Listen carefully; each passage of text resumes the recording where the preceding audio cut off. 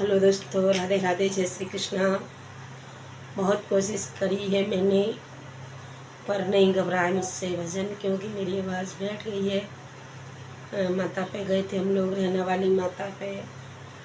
हमारे यहाँ की तो सभी लोग जानते हैं, रहने वाली माता का मंदिर काफ़ी प्रसिद्ध है और ये धौलपुर के पास है, राजस्थान में पड़ता है। और पता नहीं आप लोग कहाँ देखेंगे, आप लोग जानते हैं कि नहीं, मुझे नहीं पता।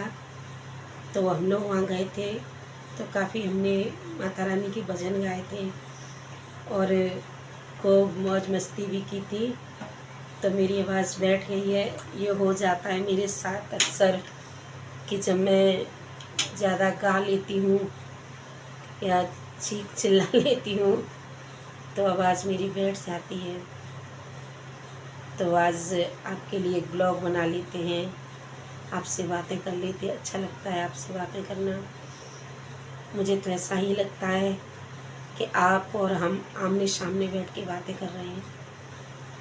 ये इतना अच्छा यूट्यूब ने माध्यम दे दिया है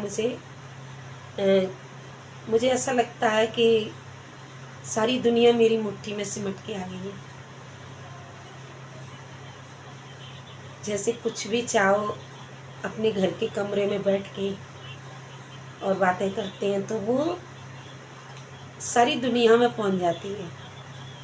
सब बहनें भाई जो भी सुनते हैं, अच्छा लगता है। ऐसा लगता है कि जैसे सब नज़दीक हैं और लगता ही नहीं कि हम एक दूसरे से दूर होते हैं, क्योंकि कमेंट जब आते हैं बहन भाइयों के तो पता लगता है कि हाँ, कोई हमें सुन रहा है, कोई हमें देख रहा है।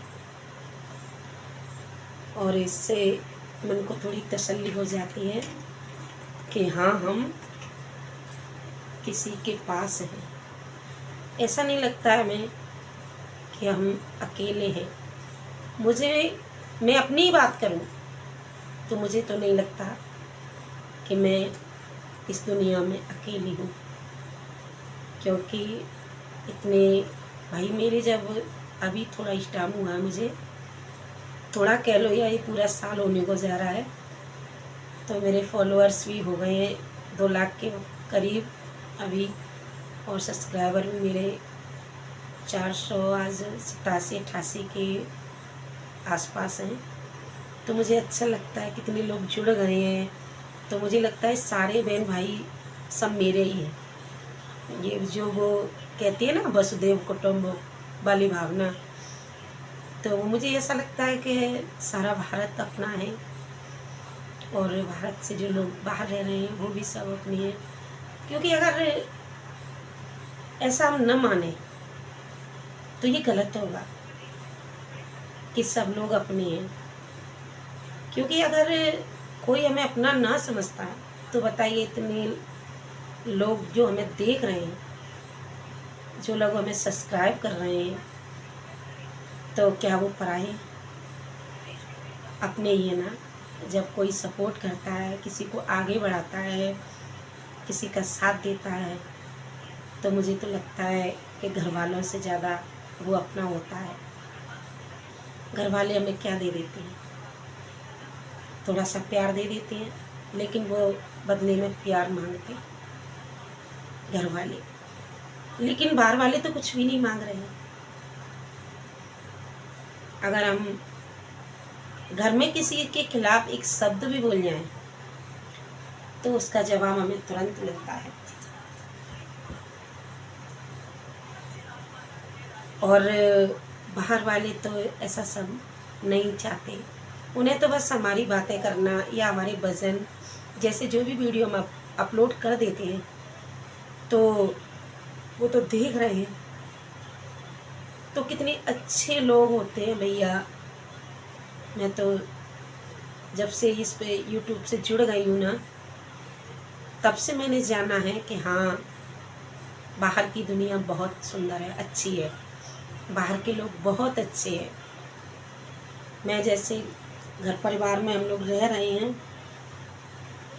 तो घर परिवार के लोगों का इतना सपोर्ट नहीं मिलता है हमें आगे बढ़ने के लिए, जितना हमें बाहर के लोगों का सपोर्ट मिलता है, क्योंकि चाहे भले ही वो भी एक दूसरे की मदद से आगे बढ़ते हैं कि जैसे वो मुझे सब्सक्राइब करेंगी, मैं उन्हें करूँगी, तो भाई एक जोड़ना ही तो है। लेकिन घर के लोग तो इतना कुछ ले लेते हैं कि पूरा जीवन इनकी सेवा करते रहो, इनकी मतलब खुशामदें करते रहो, इनको अच्छा कहते रहो, इनकी सुनते रहो, तब ये लोग दो शब्द मीठे बोल जाएं तो बोल जाए, नहीं मुझे तो वो भी आस नहीं है। क्योंकि मैं जिस परिवार से बिलोंग कर रही हूँ, अगर मैंने अपनी घर की दर्द भरी कहानी आपको सुना दी तो आप रोने लगे, क्योंकि बहुत पीड़ादायक कहानी है मेरी। यूँ तो मैं अपना दर्द हर किसी को नहीं बताती, मैंने आज तक किसी को बताया नहीं है, जो है अपने अंदर समेट के छिपा के बैठी हूँ। और अगर कभी मौका आया, लगा मुझे कि आपके साथ अपना दर्द मुझे शेयर करना चाहिए, तो मैं वो भी कर जाऊँगी। क्योंकि अभी मुझे ऐसा लगता है कि इसमें अपने लोगों की कुछ बताओ तो उनकी कमियां नज़र आती हैं, तो सामने वाले के सामने अपने परिवार की कमियां खोलना या अपने लोगों की कमी बताना मेरी नज़र में अच्छा नहीं माना जाता है। क्योंकि कहते हैं ना कि अपना ही घुटना खोलना होता है, पर अगर पानी सिर से ऊपर निकल जाता है, अगर अंदर तड़प होती है, नहीं बता पा रहे हैं किसी को, तो भी अंदर एक तड़प होती है। और फिलहाल में तो मेरे साथ में इतना गलत हुआ है कि मैं आपको क्या ही बताऊं। इतना मुझे धोखा मिला है कि मैं अब आपको इतना बता सकती हूँ कि जैसे कोई एकदम से आसमान पर, और जिसने मुझे ये धोखा दिया है वो मेरे से इतना करीब हो चुका था कि मैं उसे भगवान की पदवी देने लगी थी। पर उसने जब उसकी गद्दारी मेरे सामने आई, जब उसके कर्म मेरे सामने आए हैं, तो मुझे काफ़ी धक्का लगा है। अभी मैं कुछ कह नहीं पा रही हूँ, पर मैं कहूँगी ज़रूर। अगर जैसे मेरी कुछ डिमांडें हैं, अगर मेरी डिमांड वो पूरी हो जाती है तो उस व्यक्ति को उजागर करना मुझे ज़रूरी नहीं समझती। लेकिन अगर मेरी डिमांड पूरी नहीं होती है तो मैं सारी दुनिया के सामने उसे खोल के रख दूँगी, फिर चाहे अंजाम कुछ भी हो। क्योंकि मैं ये सब जो मेरे साथ हुआ है, मैं इसे बर्दाश्त नहीं करूँगी। क्योंकि इससे मैं ये सोच रही हूँ, मेरा दिमाग ये काम कर रहा है कि मैं तो चलो बच गई हूँ या संभल गई हूँ, पर और भी मेरे जो बहन भाई हैं या परिवार समाज के या बाहर के लोग हैं, वो अगर इन बातों में आ जाएंगे या कहीं फंस जाएंगे तो वो निकल नहीं पाएंगे। इसलिए मैं अभी गम खा के बैठी हूँ, बता नहीं पा रही हूँ। पर अगर मुझे ज़रूरत पड़ी तो मैं आप सबको बताऊंगी ज़रूर, क्योंकि मुझे आप सबके सपोर्ट की काफ़ी ज़रूरत है। जो मेरे बहन भाई मुझे समझ रहे हैं, देख रहे हैं, उसकी मुझे बहुत ज़रूरत है। और आप ये समझेंगे कि मुझे किसी मर्द ने धोखा दिया है, ये नहीं है, मुझे एक औरत ने धोखा दिया है। वो औरत भी मानो तो इतने ऊंचे पद पे बैठी हुई है कि लोग उसे भगवान का दर्जा देते हैं।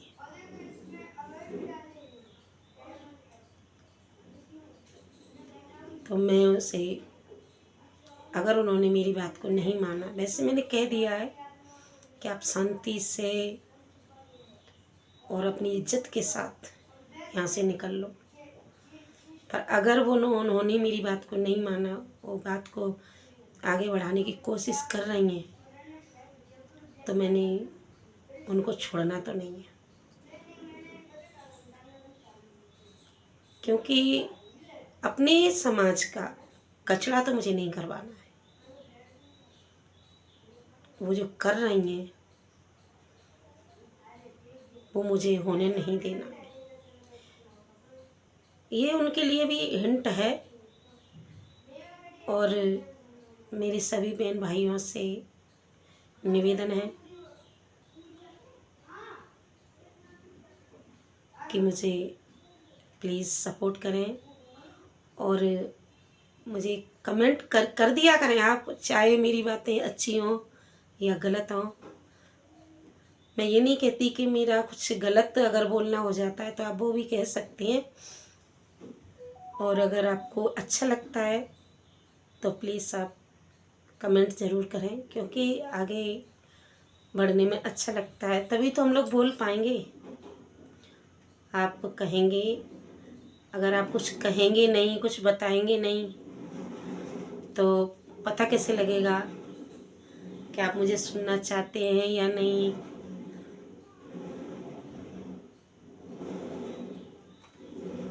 तो आज अभी मैं अपने दर्द के साथ जी रही हूँ, और आपको एक बात क्लियर कर दूँ, अगर मेरी जगह कोई और होता ना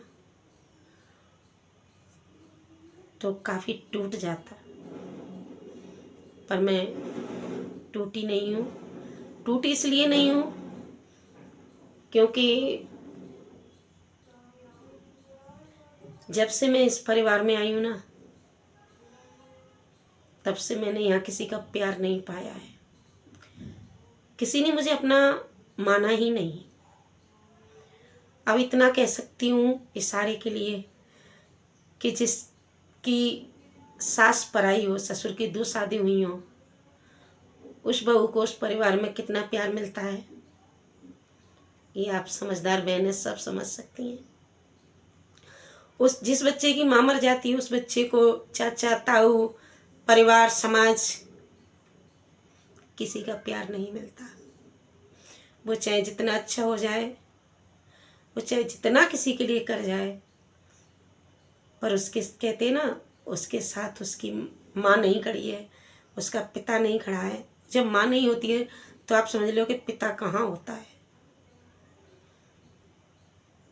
इससे ज़्यादा कुछ कह नहीं सकती मैं, क्योंकि मुझे अच्छा नहीं लगता है, अपने अंदर ही अच्छा नहीं लगता। मुझे ऐसा लगता है कि मैं खुद की ही बेइज्जती कर रही हूँ।